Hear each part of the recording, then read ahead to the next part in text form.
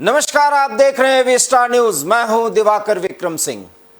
मेघालय के राज्यपाल सतपाल मलिक सरगर्म हैं।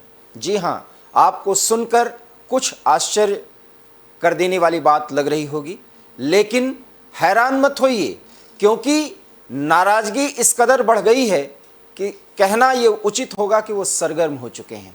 शायद अभी भी राज्यपाल पद की जो समय सीमा है वो 3 महीने से कुछ कम है, लेकिन राज्यपाल सतपाल मलिक जो एक संवैधानिक पद पर हैं, किसानों के आंदोलन से लेकर किसानों के साथ हुए अन्याय की चर्चा कर रहे हैं। और चर्चा का स्थल या तो राजस्थान या हरियाणा या दिल्ली, कभी कभी पश्चिमी उत्तर प्रदेश में। और अगर उनके राजनीतिक जहां तक जमीन की बात की जाए तो इन्हीं इलाकों में सिमटी रही है। हालांकि समाजवादी आंदोलन और समाजवादी आंदोलन की पूरी भूमिका से वाकिफ राज्यपाल जानते सब कुछ हैं कि वस्तुस्थिति क्या है, लेकिन मोदी सरकार के खिलाफ जब भी मौका लगता है तो वो मोर्चा खोलने से बाज नहीं आते।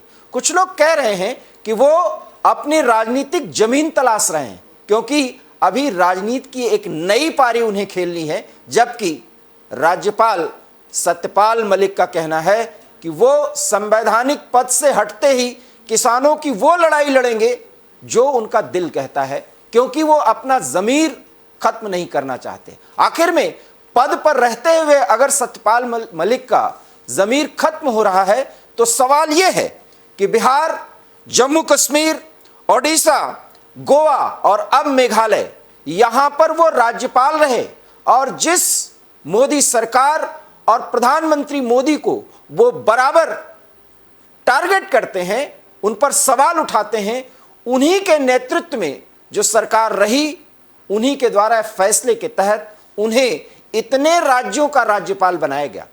और सवाल यह है कि राज्यपाल पद पर रहते हुए इस्तीफे को जेब में घूमकर चलने वाले सतपाल मलिक को यह सब कहने की जरूरत क्यों पड़ गई है। बहरहाल वो कितने सरगर्म हैं, जरा सुनिए।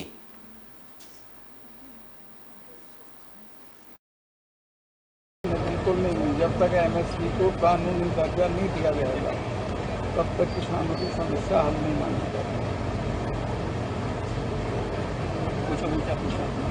अभी आपने कहा कि अगर जरूरत पड़ी, किसानों की अगर बात नहीं मानी गई तो मैं गवर्नरशिप से इस्तीफा भी दे सकता हूं और किसानों की लड़ाई में लड़ूंगा। जिस दिन से किसानों की लड़ाई चली है उस दिन से इस्तीफा मेरी जेब में है। पर मेरा एक निवेदन था कि जिन्होंने मुझे बनाया है वो अगर कह देंगे हमारा नुकसान हो रहा है तुम्हारी बातों से, तो 1 मिनट में दे। सर, सेंट्रल विस्टा का आज उद्घाटन कर रहे हैं मोदी जी, उसको लेकर के सर क्या कहना है कि राजपथ का जो नाम भी चेंज कर दिया है? राजपथ का नाम चेंज करने की मेरी दृष्टि में कोई ज़रूरत नहीं थी, क्योंकि राजपथ कोई अंग्रेज़ों का दिया हुआ नाम नहीं था। लेकिन प्रधानमंत्री कर रहे हैं, चूँकि बहुत वो एक तरह से समझिए कि तीसरे दिन उद्घाटन करते हैं तो आज कुछ नहीं होगा तो इसका कर दिया।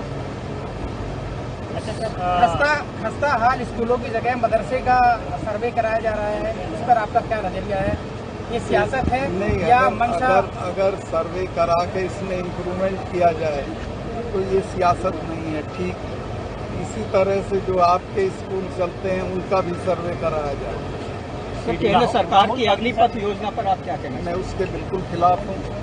उस योजना से देश की फौजें बिल्कुल ख़त्म हो जाएंगी, जवानों का जज्बा ख़त्म हो जाएगा लड़ने का, कोई गोली खाने के लिए नहीं आगे बढ़ेगा। राहुल गांधी सर कन्याकुमारी से और कश्मीर तक जो है भारत जोड़ो यात्रा चला रहे हैं सर। मेरी शुभकामनाएं हैं उनके साथ, वो अच्छा कर रहे हैं।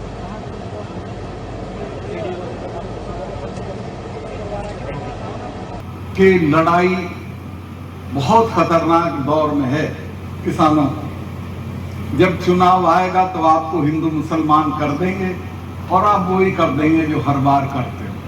इस बार सावधान रहने की जरूरत है। इस बार ये देखिए कि किसानों के हक में कौन है।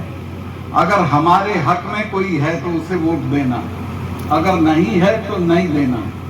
किसानों के हक में भी नहीं रहेंगे, हमारा वोट लेंगे और 5 साल हमारी पिटाई करेंगे, हमारे बच्चों की पिटाई करेंगे, हमारे 40-40 गांव के चौधरी दिल्ली के बॉर्डर पे पड़े हुए थे।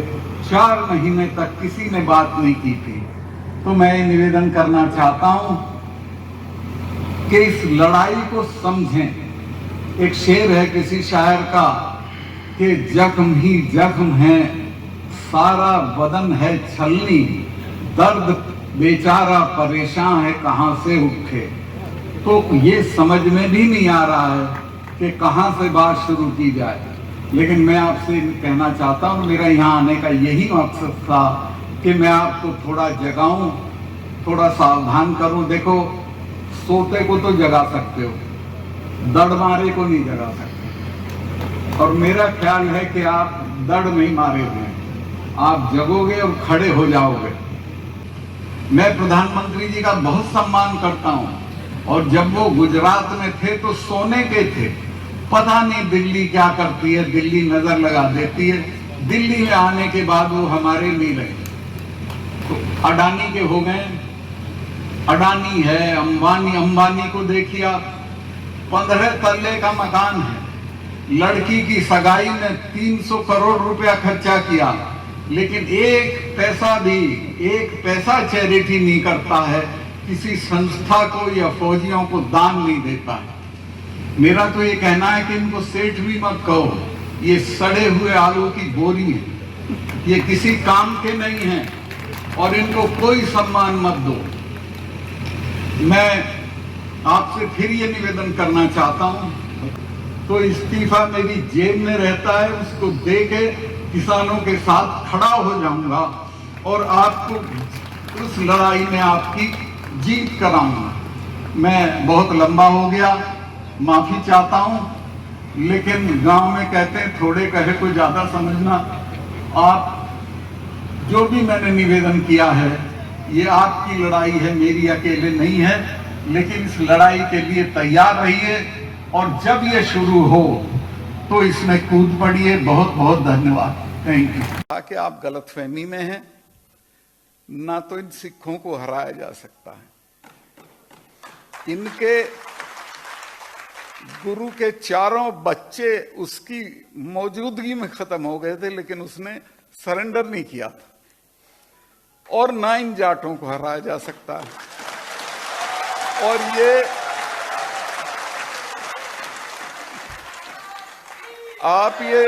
आप ये सोचते हो कि ऐसे ही चले जाएंगे, इनको कुछ ले दे के भेज दो। और दो काम मत करना। एक तो इन पे बल प्रयोग मत करना, दूसरे इनको खाली हाथ मत भेजना, चूंकि भूलते भी नहीं है। 300 साल तक नहीं भूलते हैं। मिसेस गांधी ने जब अकाल तख्त तोड़ा तो उसके बाद उसने अपने फार्म हाउस पे महामृत्युंजय का यज्ञ करवाया। मुझे अरुण नेहरू मेरे अच्छे दोस्त थे, उन्होंने बताया कि सत्ताल भाई, मैंने कहा कि फूफी तुम तो ये मानती नहीं थी, ये क्यों कर रही हो? तो उसने कहा तुझे पता नहीं है, ये जो अकाल तख्त तोड़ा है जिनका, ये तो 600 साल भी नहीं भूलते। मैं श्योर हूं कि ये मुझे मारेंगे। मैंने इंदिरा जी को ये इल्हाम था कि मारेंगे, और उन्होंने मारा। जनरल वैद्या को उन्होंने पूना में जाके मारा, जनरल डायर को लंदन में जाके मारा। तो मैंने ये भी कहा कि इन कौमों की पेशेंस का टेस्ट मत लो। परसों के एक डिस्कशन में 2 जनरल्स ने कहा है कि इस किसान आंदोलन का असर भारत की सेनाओं के ऊपर भी पड़ रहा है। कुछ भी हो सकता है। आज आप ताकत में हो, घमंड में सब कर रहे हो, लेकिन आपको ये पता नहीं इसके क्या क्या नतीजे हो सकते हैं।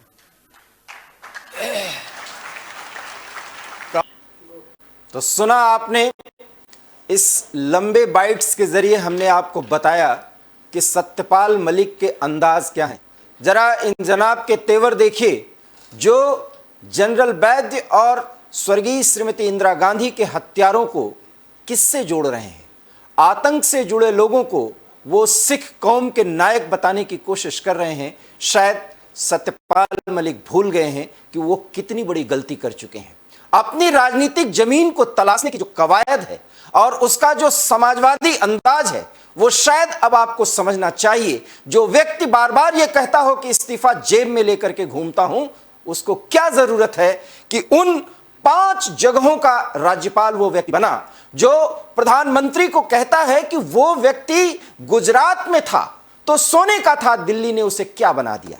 शायद पद की गरिमा क्या होनी चाहिए, एक संवैधानिक पद पर रहते हुए किस व्यक्ति को किन परिस्थितियों में देश और समाज के लिए क्या निर्णय लेने चाहिए, ये न तो राज्यपाल अपनी पद को समझ पा रहे हैं और न सत्यपाल मलिक जी प्रधानमंत्री के पद की गरिमा को रख पा रहे हैं। हां, समाजवादी अंदाज में जो कुछ बोलने की छूट है, लोकतंत्र के पर्दे के पीछे वो ये सारा खेल कर रहे हैं। ये सब पता है कि जगदीप धनखड़ के उपराष्ट्रपति बन जाने के बाद वो किस कदर बौखलाए हुए हैं। सच ये है कि संवैधानिक पद पर रहते हुए जब कोई व्यक्ति अपने गरिमा का ख्याल नहीं रखता है तो उस व्यक्ति के सोच और विचारों के बारे में बात सार्वजनिक तौर पर करनी ही चाहिए। लेकिन हम ये मानते हैं कि उनकी सोच में किसानों के प्रति जो सहानुभूति है उसका सम्मान करना चाहिए, क्योंकि किसान हमारा अन्नदाता ही नहीं, वो ऊर्जादाता है जिस पर भारत को नाज है। लेकिन उस किसानों की लड़ाई को किस खतरनाक दौर में पहुंचाने और किस स्तर पर जाकर लड़ने का वो आह्वान कर रहे हैं, शायद ये भूल गए कि जिस संवैधानिक पद पर वो हैं उन्हें ऐसी भाषा का इस्तेमाल नहीं करना चाहिए। यह भी लोकतंत्र में मिली उस छूट का नतीजा है जिसके कारण, माफ करिएगा, जिसका फायदा राज्यपाल सत्यपाल मलिक उठा रहे हैं और वो बेलौस बेलगाम बयान दे रहे हैं, कभी राजस्थान में, कभी हरियाणा में, कभी दिल्ली में और कभी पश्चिमी उत्तर प्रदेश में। और हमने जैसा कि पहले भी कहा कि उनके राजनीतिक कवायद की जो पृष्ठभूमि रही है वो कुछ इन्हीं राज्यों से आगे बढ़ी है। हम आपको बता दें कि कांग्रेस की राजनीति हो, विश्वनाथ प्रताप सिंह की अगुवाई में जब सरकार बनी उसकी राजनीति हो, उसमें तो वो मंत्री रहे।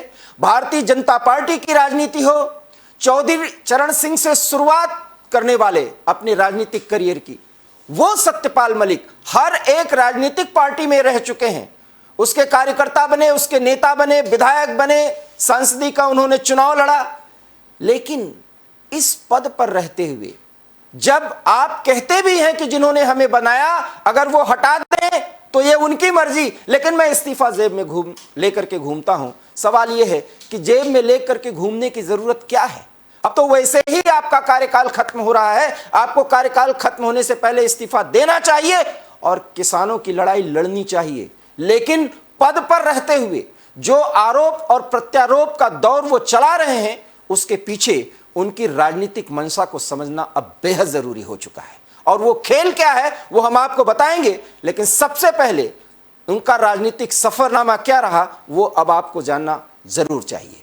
तो हम आपको बताते हैं कि सत्यपाल मलिक किस तरीके से भारतीय राजनीति में एक मुकाम पर पहुंचे। सत्यपाल मलिक का जन्म 24 जुलाई 1946 को यूपी के बागपत जिले के हिसवादा गांव में हुआ था। वैसे ये पैतृक तौर पर अगर इनका देखा जाए तो इनका जुड़ाव जो है हरियाणा से भी रहा है। सत्यपाल मलिक के पिता का नाम बुद्ध सिंह और माता का नाम जगवीरी देवी है। हम आपको सत्यपाल मलिक के बारे में पूरी जानकारी दे रहे हैं। पिता की मौत के बाद सत्यपाल मलिक की माता ने ही उनका पालन पोषण किया, ये महत्वपूर्ण जानकारी है। सत्यपाल मलिक की पत्नी का नाम इकबाल मलिक है।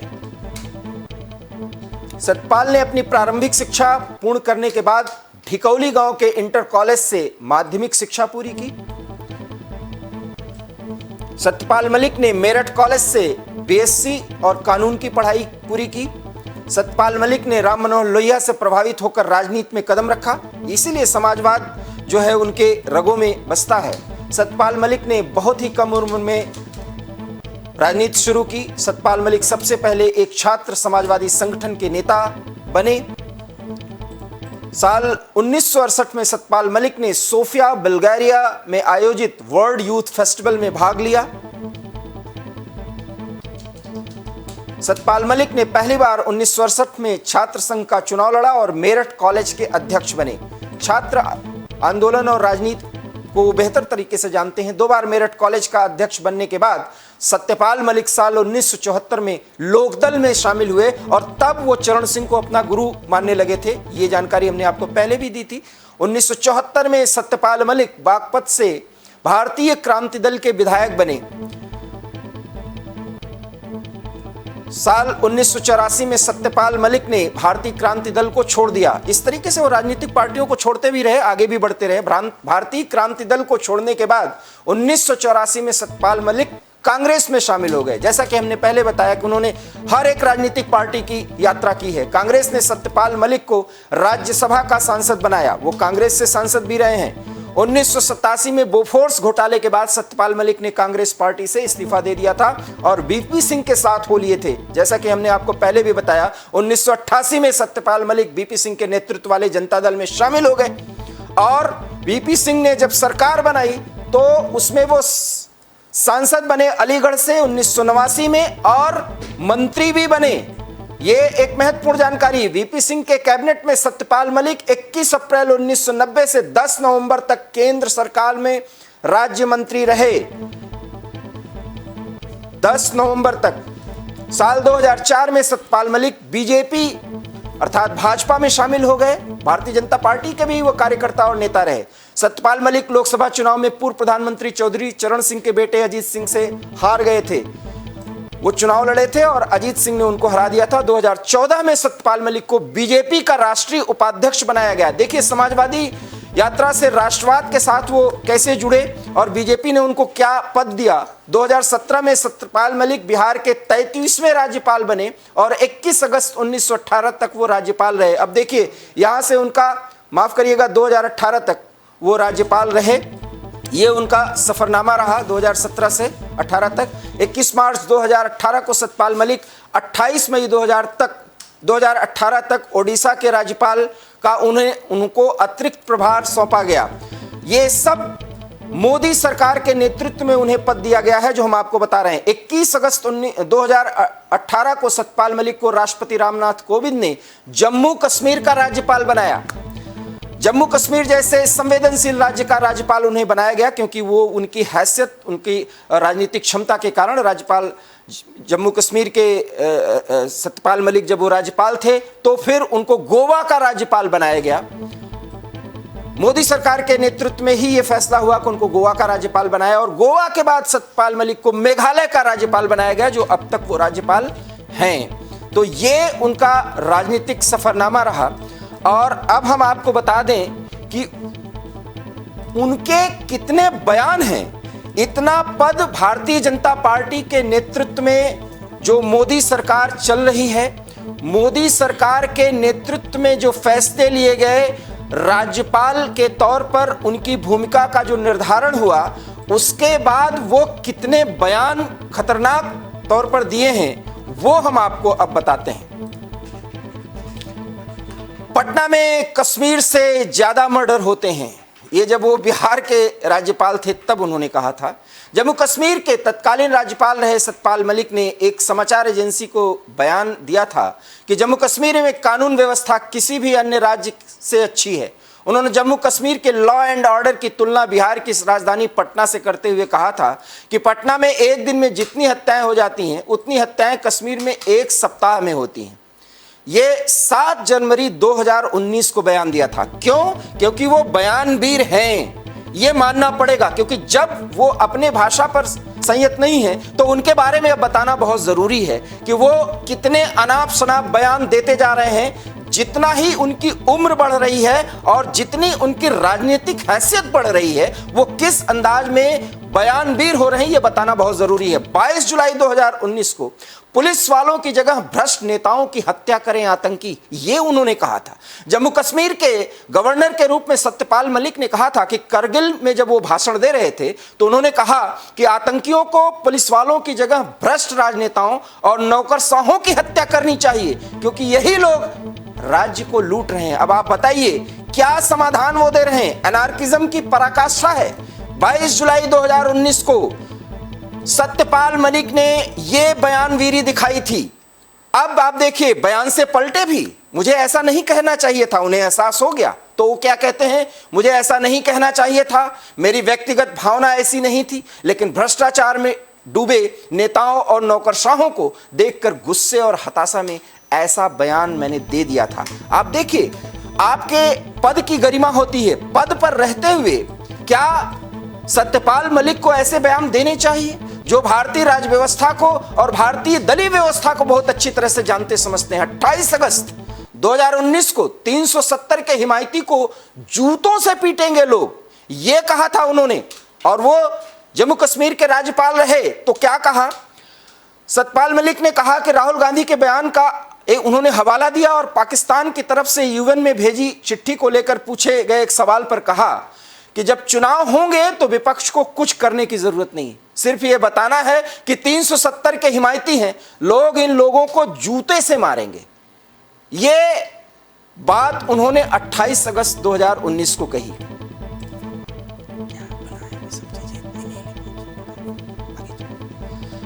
28 अगस्त 2019 का यह बयान है, जूतों से मारने की बात उन्होंने कही है, 370 और 35A के खत्म होने की। अब आप समझ सकते हैं वो कितने गंभीर हैं, कितने संयत हैं, कितने शांत हैं, कितने प्रशांत हैं। ये उन्हें देखना चाहिए, समझना चाहिए। बयान देने की अपनी मर्यादा होती है। 15 अक्टूबर 2019 को क्या कहा उन्होंने, लड़के लड़कियां बात कर पाएंगे।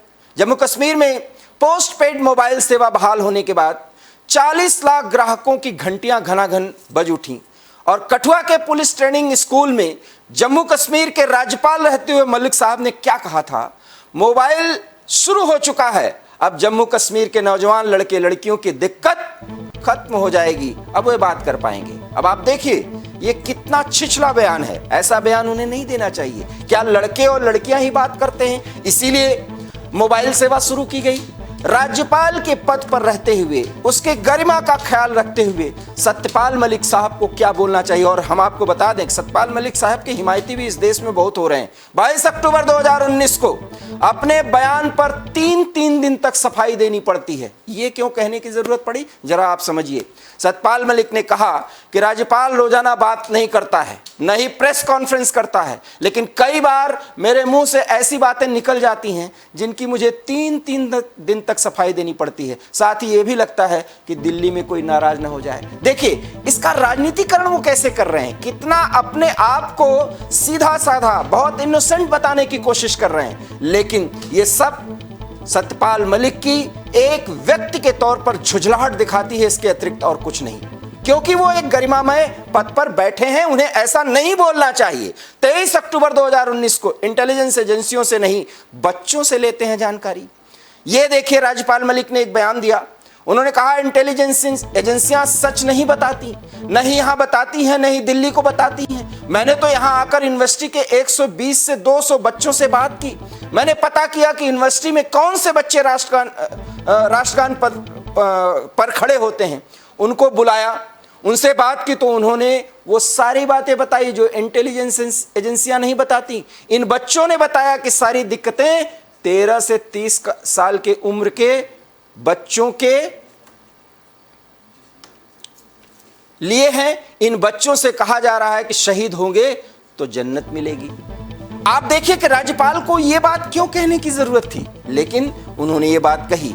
अब इससे क्या उसका फायदा या नुकसान होता है, ये राज्यपाल महोदय न तो सोचने की कभी जरूरत समझे, सिर्फ यही कि वो समाजवादी आंदोलन के साथ जुड़े रहे और वो खुलकर बोलते हैं, इसलिए वो जो बोलना चाहते हैं वो बोलते हैं। 23 अक्टूबर 2019 को 26 जनवरी की घटना के बारे में सत्यपाल मलिक ने कहा कि किसानों ने लाल किले के सामने एक पोल पर निशान साहिब फहराकर कोई गलत काम नहीं किया। सिख समुदाय ने बहुत त्याग किया है और निशान साहिब उनकी गरिमा का प्रतीक है, लेकिन उन्हें जानबूझकर विरोध को विभाजित करने के लिए दोषी ठहराया गया था। अब आप देखिए, निशान साहिब को लाल किले पर फहराया गया तो ये सपोर्ट कर रहे हैं सत्यपाल मलिक। देखिए, हम उनके पूरी फहरिस्त दिखा रहे हैं एबी स्टार न्यूज पर कि वो क्या क्या अभी तक बोले हैं। 23 अक्टूबर 2019 को उन्होंने ये जो बयान दिया था उसके बारे में हमने बताया कि भीख मत मांगो, अपनी सरकार बनाओ। ये किसानों से कह रहे हैं। किसान आंदोलन के दौरान किसानों को कई सलाह उन्होंने दी। कहा किसानों एक रहो, अपने सवालों को समझो फिर लड़ो। सड़क जाम और धरने देना बंद करो, किसी से भीख मत मांगो, अपने को इतना ताकतवर बनाओ कि दूसरे किसानों से भीख मांगे। ये तभी संभव है जब अपनी सरकार बनाओगे और दिल्ली के लाल किले पर झंडा फहराओगे। मेरे लिए राज्यपाल पद कोई महत्वपूर्ण नहीं है, कुछ समय बचा है जिसके बाद पूरे भारतवर्ष का दौरा करूंगा और किसानों को एकजुट करने का प्रयास करूंगा। 1973 से ये काम वो कर रहे हैं और अब उन्हें ये सब याद आती है जब वो कई सालों से राज्यपाल के पद पर हैं। लगता है उनकी कोई बड़ी महत्वाकांक्षा पूरी नहीं हुई है और मोदी पर निशाना साधने के बहाने किसान आंदोलन के जरिए किसानों को उकसाकर सत्यपाल मलिक जो पद चाह रहे थे वो नहीं पाए, इसलिए अब बेबसी में और झल्लाहट में वो बयान दे रहे हैं। इसे कहने में अब कोई गुरेज नहीं होनी चाहिए। 23 अक्टूबर 2019 को किसी को शर्म नहीं आई। ये बयान सुनिए जरा। अब तक के इतिहास में सबसे बड़ा और लंबा आंदोलन रहा किसान आंदोलन। किसी प्रकार की हिंसा नहीं हुई, जबकि प्रधानमंत्री का आवास वहां से मात्र 10 किलोमीटर दूर था। इस दौरान 700 किसानों ने शहादत दी। कुतिया की मौत पर पत्र लिखने वाले पीएम ने संवेदना का एक भी शब्द नहीं बोला। भले ही इस मुद्दे पर किसी को शर्म ना आई हो, लेकिन उन्हें शर्म आई और अपने पद की परवाह किए बगैर किसानों की आवाज को उठाया। और शायद राज्यपाल मलिक को यह सोचना चाहिए कि उनको उस समय त्यागपत्र देना चाहिए था, लेकिन वो नहीं दिए। क्यों नहीं दिए? पद से चिपकने की एक बड़ी कवायद और कोशिश, और ये उदाहरण पूरे देश को याद रखना चाहिए अगर सत्यपाल मलिक अपने आप को किसानों का मसीहा कहते हैं। भगवान राम की आदिवासियों ने सहायता की थी, इस पर भी सत्यपाल मलिक ने कहा। क्या कुछ कहा ये आप ग्राफिक्स पर देख सकते हैं, समझ सकते हैं। तो ये वो बातें हैं जो उन्होंने कही कि भगवान राम की आदिवासियों ने सहायता की थी। हमने ये पूरी बात आपको दिखाने की कोशिश की है कि सत्यपाल मलिक ने ये बात कही थी, ये 23 अक्टूबर 2019 को कही थी। और अब वो यहां से कहते कहते, जबकि 3 महीने से कम का समय बचा हुआ है, सत्यपाल मलिक साहब इस्तीफा जेब में लेकर घूम रहे हैं और वो ये कह रहे हैं कि बहुत खतरनाक दौर में लड़ाई पहुंच चुकी है। ये लड़ाई अंत कैसे होगी? क्योंकि दिल्ली में सरकार बनाओ, मोदी अच्छे हैं लेकिन दिल्ली में बुरे हो गए। सवाल यह है कि सत्यपाल मलिक साहब इतने दिनों तक पद का उपभोग करते हुए आप जिस किसान आंदोलन की अगुवाई करने की बात कर रहे हैं, आपको लगता है कि शायद अभी प्रधानमंत्री पद आप भी पाना चाहते हैं, या कोई ऐसा पद जो विपक्ष की राजनीति में आपको मिल सके, वो भूमिका अगर आप बना रहे हैं, तो क्या यह कहना गलत होगा अगर आपने संवैधानिक पद पर रहते हुए सारी मर्यादाओं को तोड़ करके इस कदर बयान दे रहे हैं जहां एनार्किज्म की बू आती हो, वहां पर इस तरह की बातें करके सत्यपाल मलिक साहब, आप कुछ लोगों के आंखों पर पर्दा डाल सकते हैं, लेकिन यह देश समझ रहा है, पश्चिमी उत्तर प्रदेश समझेगा कि आपके राजनीति का जो तौर तरीका है वो अब बहुत पुराना हो चुका है। समाजवादी आंदोलन के तौर पर, उसके नेता के तौर पर जो कुछ भी आपने किया और जितने पार्टियों की राजनीतिक यात्रा करके आप यहां तक पहुंचे, वो यात्रा आप आगे रखना चाहते हैं, जारी रखिए, क्योंकि ये लोकतंत्र है, इसमें छूट है, लेकिन पद की गरिमा और सम्मान को भी रखना चाहिए।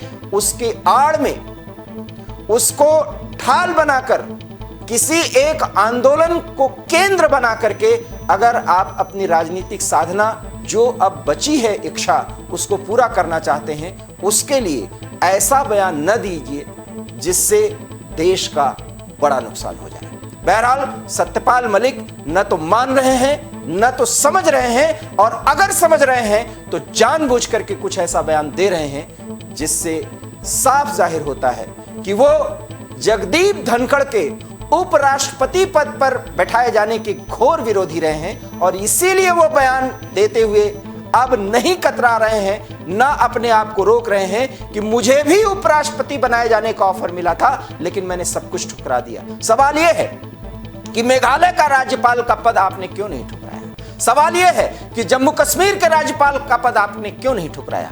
मोदी प्रधानमंत्री रहते हुए आपको कितने राज्यों का राज्यपाल या अतिरिक्त प्रभार दिए, तब आपने मोदी की नीतियों का विरोध क्यों नहीं किया? आप तब विरोध कर रहे हैं जब आपका राज्यपाल का कार्यकाल की जो समय सीमा है वो समाप्त होने जा रही है। शायद समाजवाद के नाम पर ये जो खुले विचार रखने की आपकी सोच है वो अब पुरानी पड़ चुकी है। आने वाले समय में कुछ किसानों को और किसान नेताओं को भड़काकर आप मंच पर जरूर कुछ बड़ा कर सकते हैं, लेकिन इस देश को अपनी ताकत और अपनी राजनीतिक हैसियत समझाने के लिए आपने पूर्व में जितने बयान दिए हैं और वो भी पद पर रहते हुए, उस पर विचार मंथन करना होगा और उससे जो सवाल उठेंगे उसका जवाब देना होगा। बहरहाल क्या जवाब देंगे और कौन सी राजनीतिक यात्रा करेंगे ये हम आपको जरूर बताएंगे, लेकिन इसके लिए आपको देखना होगा एवी स्टार न्यूज, क्योंकि यहां खबरों का सिलसिला कभी नहीं थमता। फिलहाल मुझे दीजिए इजाजत। नमस्कार।